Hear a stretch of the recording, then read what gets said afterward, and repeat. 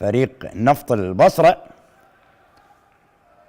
يحاول البداية القوية على مرمى فريق نادي الحشد. هذا حسين فرحان، المحاولة تبقى قائمة لموسى الكاظم عادل، عملية الدخول على المرمى، تستمر المحاولة وممكن التصويب على المرمى. محاولة لا زالت قائمة لمصلحة فريق نفط البصرة، خطأ. رمية 9 أمتار لمصلحة فريق نفط البصرة في هذا اللقاء. ينفذ الخطأ، عملية التمرير، ممكن تصويب على المرمى. لاحظ هنا سجاد، ممكن حمودي ناصر المرور والتسجيل، وأول أهداف المباراة.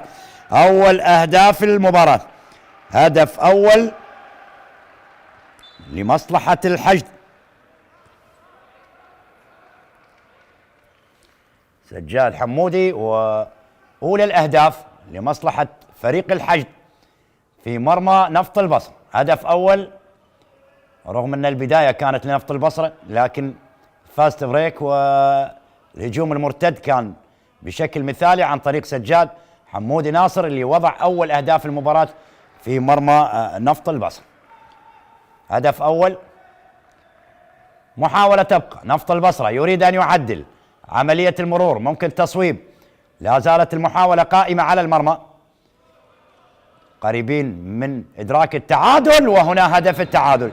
هدف التعادل لنفط البصرة، هدف تعادل لنفط البصرة، 1-1 النتيجة الآن مع عملية المرور. لكن هنا حارس المرمى يشكو من إصابة، إن شاء الله بالسلامة لحسين خالد حارس المرمى لنفط البصرة بعد الارتطام بواء الحافظ. إن شاء الله بالسلامة لحسين خالد حارس المرمى لنفط البصرة. نفط البصرة اللي يقود المدرب الخبير طبعا رعد خنجر، وعلى الجانب الآخر محي صلاح الدين هو المدرب للحشد خلال هذا الموسم. نفط البصرة بعد ما عدل النتيجة تصبح 1-1. الهجوم الآن لنفط البصرة، حسين حسن يحاول مرور والتمرير، عادت من جديد لنفط البصرة ليحاول على مرمى فريق الحشد. من خلال هذه اللحظات يحاول أن يعزز هدف التعادل بهدف آخر، عملية المرور، لكن هناك خطأ شخصي. وموسى الكاظم عادل من جديد، موسى عملية تمرير وهنا خطأ.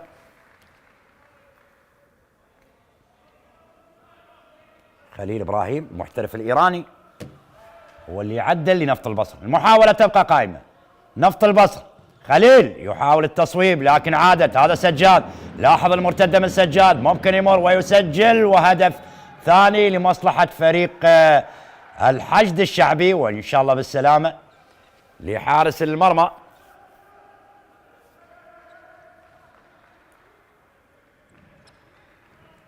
هدف ثاني، 2 الحشد، هدف لنفط البصرة. الحشد يريد أن يواصل المشوار مع المتصدرين خلال هذه المباراة وتحقيق الانتصار، يصل إلى انتصار 11. محاولة المرور لكنها خطأ، ورمية 9 أمتار بالسلامة لموسى الكاظم، يشكو من إصابة.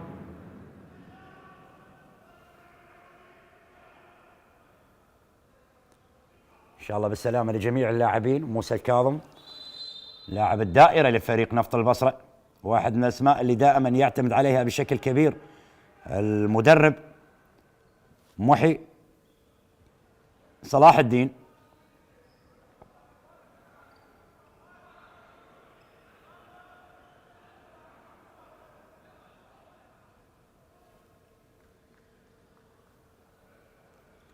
إذا رمية 9 أمتار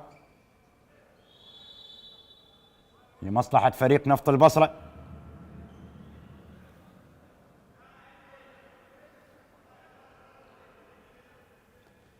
محاولة قائمة، عملية تصويب، ممكن خليل إبراهيم، عائدة لحسين فرحان، يحاول مرور حسين فرحان، عملية التدوير ما بين لاعبي فريق نفط البصرة، يحاول أن يعدل النتيجة لإيجاد المساحة للتصويب، لكن خطأ موجود. هذا على حسين بدر، هنا خطأ يشير لحكم المباراة. منتظر قاسم واحد من الحراس المميزين على مستوى دورينا والمنتخب الوطني العراقي. هنا عملية تصويب لكن دفاع جيد لمصلحة فريق الحشد، وعملية الفاست بريك ممكن يسجل الثالث. هنا مودي ناصر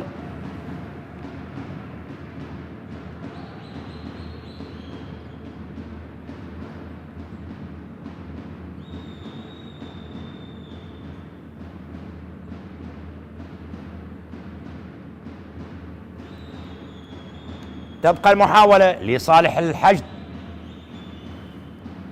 أحمد خالد، عدنان، وهنا تصويب قوي، هدف ثالث، هدف ثالث لصالح الحشد.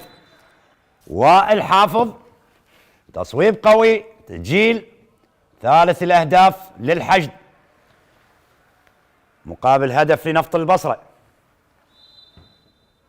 هدف ثالث للحشد في مرمى نفط البصرة. 3-1 أصبحت النتيجة الآن. خليل إبراهيم، عملية تدوير للاعبي فريق نفط البصرة.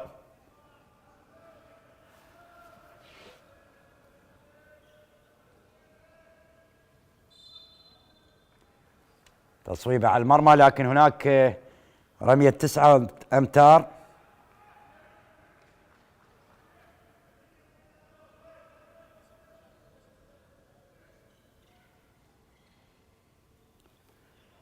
تبقى المحاولة، ممكن فريق نفط البصرة يحاول أن يقلص الفارق. عملية التمرير لكن حلوة لمنتظر قاسم، تصدي أكثر من رائع لمنتظر قاسم، لكن يبدو لي حكم اللقاء يشير إلى وجود رمية 7 أمتار، يشير لوجود رمية 7 أمتار، رمية 7 أمتار لمصلحة فريق نفط البصرة. حسين حسن يحاول أن يسجل أمام حارس خبرة منتظر قاسم حارس الحشد. محاولة التصويب وهدف ثاني، هدف ثاني لنفط البصرة. 3-2 النتيجة الآن. 3-2. هدفين كانت لبدر الدين حمودي العائد من الاحتراف. بدر الدين لاعب الكرخ السابق، لاعب منتخبنا الوطني، طبعا شقيقه سجاد. حمودي ناصر ايضا موجود مع تشكيل فريق الحشد في دكه البدلاء. هنا المحاوله، عمليه تمرير بدر الدين، والهدف الثالث لبدر الدين والرابع للحشد الشعبي. اذا بدر الدين حمودي يضاعف النتيجه الى 4 لصالح الحشد مقابل هدفين.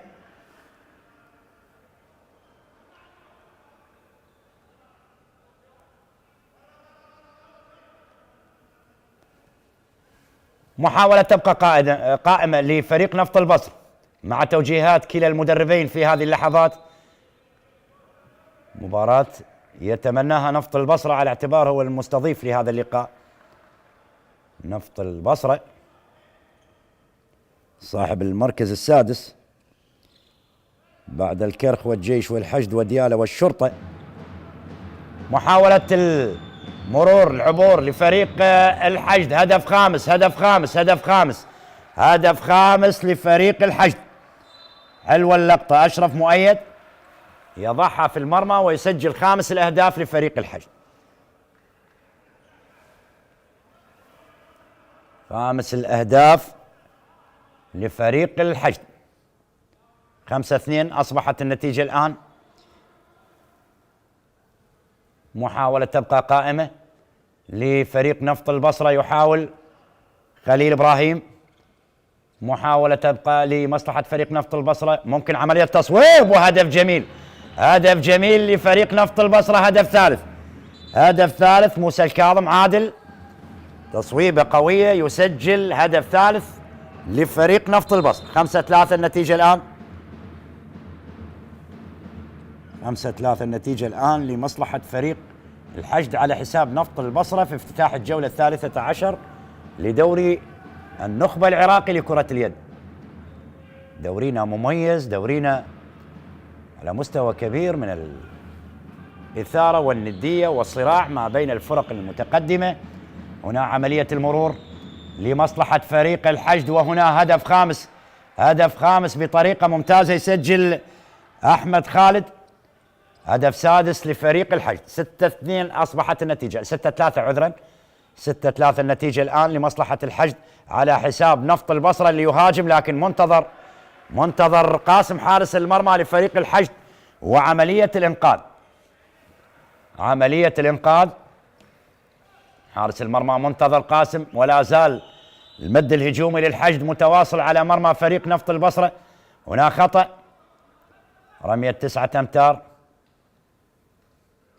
طبعا لا بد لنا الإشادة بالزميل العزيز الإعلامي حسام عبد الرضا، المكتب الإعلامي لاتحاد كرة اليد، لمساهمته بنقل كل معلومة، كل صغيرة وكبيرة، للتعليق على مباريات دوري كرة اليد. وهنا بدر الدين يسجل هدف سابع لفريق الحشد.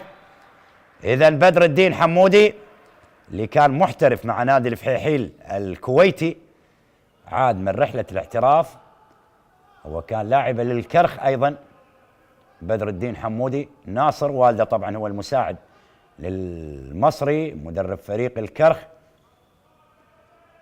لكن أولاد حمودي ناصر مع الحشد. محاولة التصويب على المرمى، هنا خطأ لمصلحة فريق نفط البصرة. عملية الدوران، ممكن إيجاد المساحة للتصويب نفط البصرة. طبعا الحشد خلال الهجمات المرتدة دائما ما يسجل. هنا خليل، محاولة التمرير، ممكن عملية تصويب، لكن يدافع لاعبي الحشد أمام محاولات نفط البصرة، لا يترك المساحة للاعبي فريق نفط البصرة الوصول إلى أهداف أخرى. ومن خلفهم الحارس منتظر قاسم. هنا عملية الدخول، لكن هناك خطأ، رمية 9 أمتار لمصلحة فريق نفط البصرة.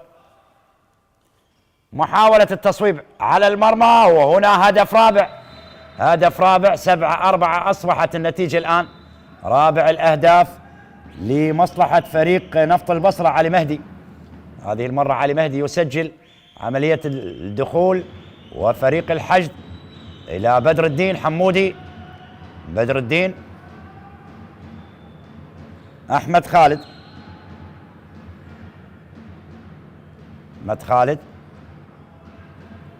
لأحمد خالد من جديد. محاولة تبقى لمصلحة فريق الحشد شهاب عبد الله، وعملية الفاست بريك لمصلحة فريق نفط البصرة. محاولة للوصول إلى المرمى، هنا التمريرة وهنا التصويب، لكن حلوة لمنتظر قاسم حارس المرمى، يلقى تشجيع من زملائه الموجودين على دكة البدلاء. محاولة تبقى لمصلحة فريق الحشد.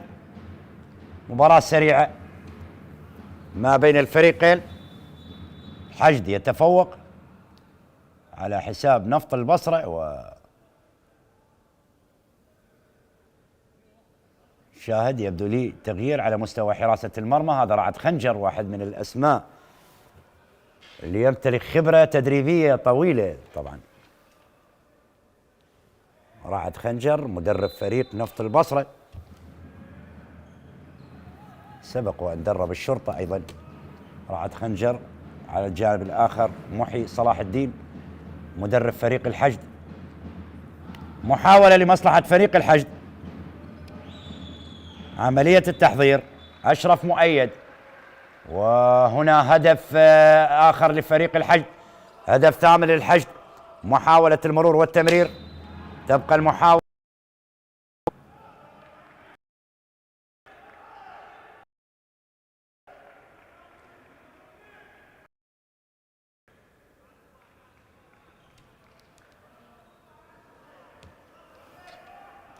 خطأ لصالح نفط البصرة، ينفذ الخطأ. ميثم عودة اللي اشترك الآن، ميثم عودة اللاعب الرقم 77، هذا حسين فرحان شنان إلى ميثم. محاولة نفط البصرة، يحاول التمرير والتحضير، ممكن التصويب على المرمى وهدف لمصلحة فريق نفط البصرة، لكن يبدو لي أشار لوجود خطأ. رمية 9 أمتار، يلغى الهدف. عودة إلى الخطأ. هنا عملية تصويب، تصطد ببدر الدين، يلحق بالكرة قبل خروجه إلى خارج منطقة الجزاء، وبالتالي عادت الآن لمصلحة فريق الحشد. بدر الدين يمرر لشهاب عبد الله. هنا عملية تصويب وهدف، هدف تاسع لصالح الحشد. بدأت الماكينة تهديد الحشد.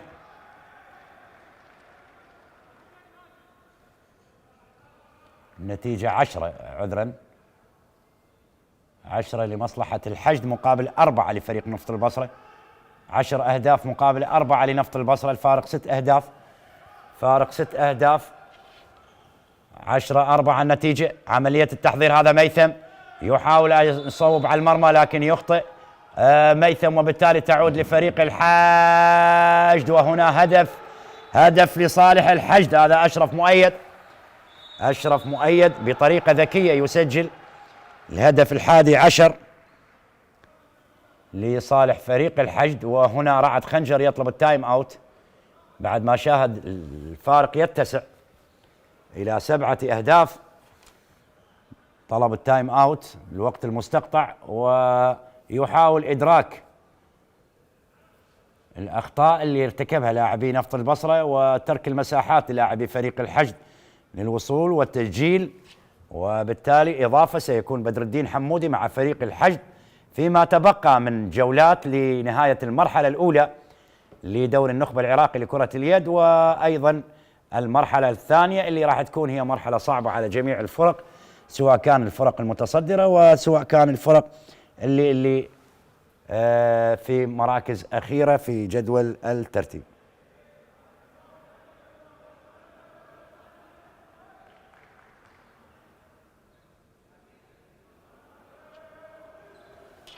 إذن 11-4 النتيجة. نفط البصرة يتأخر أمام الحشد.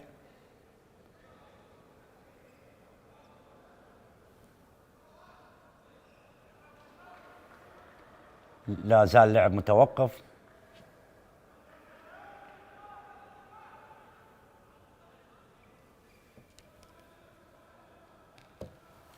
ننتظر مشرف المباراة الإذان بعودة المباراة. محاولة لمصلحة فريق نفط البصرة.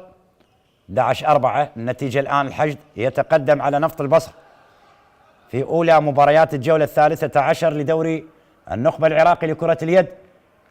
محاولة المرور أقرب لحسين فرحان، يحاول الدخول على المرمى لكن هناك رمية 9 أمتار لصالح نفط البصرة. رمية 9 أمتار، هذا حسين فرحان شنان. عملية التغيير أقرب لميثم عودة، يحاول ميثم الدخول على المرمى. ميثم وبدر الدين يخطف الكرة، وبدر الدين أكيد راح يسجل. بدر الدين ويسجل بدر الدين لاعب مميز، لاعب منتخبنا الوطني، يمتلك الخبرة في عالم الاحتراف مع منتخبنا الوطني مع نادي الكرخ والمستويات المميزة اللي قدمها بدر الدين حمودي.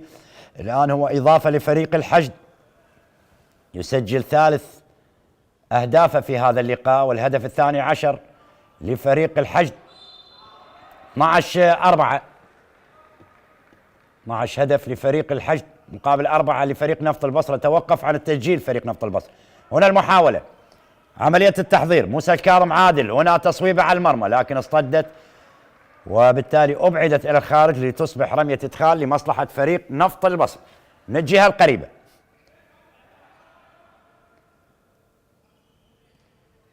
ميثم، محاولة المرور عن طريق حسين فرحان لكن سرعان ما يفتك الكرة لاعبي فريق الحشد، وبالتالي الارتداد السريع والتسجيل ومضاعفة النتيجة على حساب نفط البصرة في هذا اللقاء. هدف عن طريق أحمد مالك. 13-4. يعني رغم أن السيد رعد خنجر مدرب نفط البصرة طلب التايم أوت لتدارك الوضع، لكن لا زال الوضع بالنسبة لفريق نفط البصرة كما هو الآن أمام فريق دائما ما يقدم مباريات كبيرة، نادي الحشد، ودائما يكون قريب فريق الحشد، الفريق الحديث العهد على مستوى دوري كرة اليد. تقريبا هذا الموسم الرابع لفريق الحشد أو الثالث في دوري كرة اليد، يعني دائما ما يكون قريب من مراكز الصدارة. محاولة التصويب على المرمى، وهنا هدف خامس، هدف خامس لصالح نفط البصرة، وسرعان ما يسجل بدر الدين حمودي. بدر الدين حمودي، الله الله، بلمحة لفريق الحشد، سرعان ما يعود ويسجل، يعني في أقل من 20 ثانية فريق الحشد يسجل الهدف الرابع عشر.